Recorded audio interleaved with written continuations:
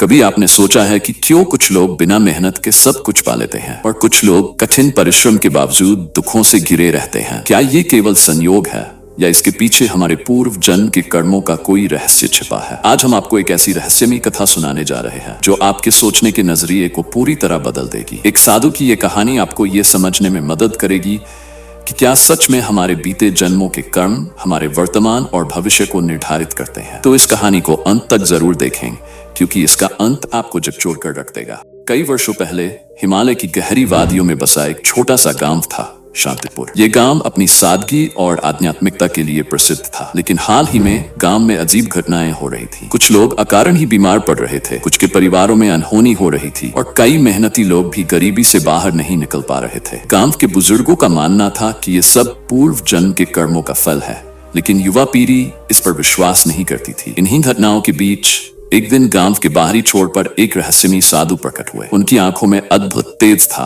और उनका चेहरा मानो किसी गहरी तपस्या का प्रतीक था। उनके आगमन की खबर पूरे गांव में फैल गई। गांव का मुखिया और बाकी लोग साधु के पास पहुंचे और उनसे पूछा, गुरुदेव, क्या हमारे गांव पर कोई श्राप है? क्यों मेहनती लोग भी दुखों में जी रहे हैं? साधु ने हल्की मुस्कान के साथ उत्तर दिया, यह कोई श्राप नहीं बल्कि तुम्हारे अपने कर्मों का फल है। केवल इस जन्म के नहीं बल्कि उन जन्मों के भी जिन्हें तुम भूल चुके हो। लोगों की आंखों में जिज्ञासा थी। तब साधु ने उन्हें एक अद्भुत कथा सुनाई जो उनके ही गांव के एक युवक अरुण से जुड़ी थी। अरुण एक ईमानदार, मेहनती और नेकदिल युवक था। वह अपनी माँ के साथ एक छोटी सी झोपड़ी में रहता था और दिन रात मेहनत करता था, लेकिन फिर भी गरीबी से बाहर नहीं निकल पाता था। एक दिन उसकी माँ बीमार पड़ गई। अरुण ने इलाज के लिए हर संभव प्रयास किया, लेकिन पैसे की कमी के कारण वह कुछ नहीं कर सका।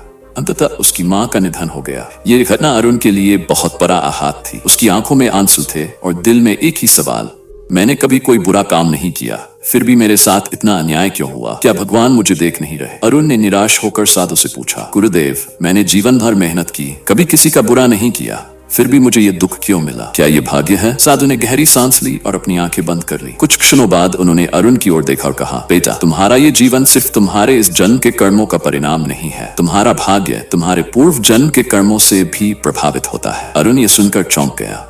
उसने कहा, क्या मेरे पिछले जन्म के कर्मों ने मेरी माँ की मृत्यु तय कर दी थी? साधु ने उत्तर दिया, तुम्हें एक कहानी सुनाता हूँ जिससे तुम्हें अपने सवालों का जवाब मिलेगा। साधु ने अपनी दिव्य दृष्टि से अरुण के पिछले जन्म को देखा और उसे बताया, तुम अपने पिछले जन्म में एक राजा थे, लेकिन तुम्हारे हृदय में घमंड था। एक दिन तुम्हारे राज्य में एक गरीब महिला अपने बीमार बेटे के लिए मदद मांगने आई थी। वह रोती रही, गिड़गिड़ाती रही, लेकिन तुमने उसकी कोई सहायता नहीं की। उसके बेटे की मृत्यु हो गई और वह महिला तुम्हें श्राप देकर चली गई। आज वही महिला तुम्हारी माँ बनकर आई थी और वह बीमार थी, लेकिन इस बार तुमने उसकी मदद करने की कोशिश की, परंतु तुम्हारे पूर्व जन्म के कर्मों का फल तुम्हारे सामने खड़ा हुआ।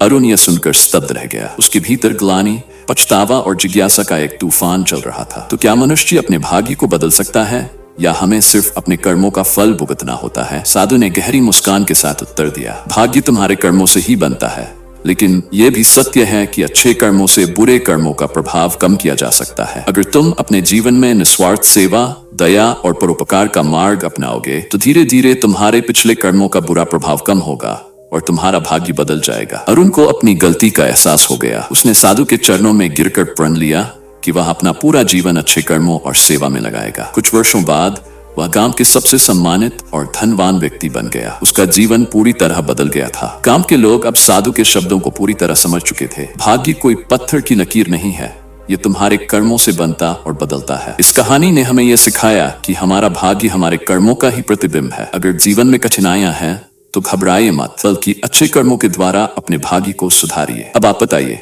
क्या आप भी मानते हैं कि हमारे कर्म ही हमारा भविष्य तय करते हैं? कमेंट में अपनी राय जरूर दीजिए। अगर आपको ये कहानी पसंद आई तो वीडियो को लाइक और शेयर करें और इस चैनल को सब्सक्राइब करें ताकि हम आपके लिए और भी प्रेरणादायक कहानियां ला सकें।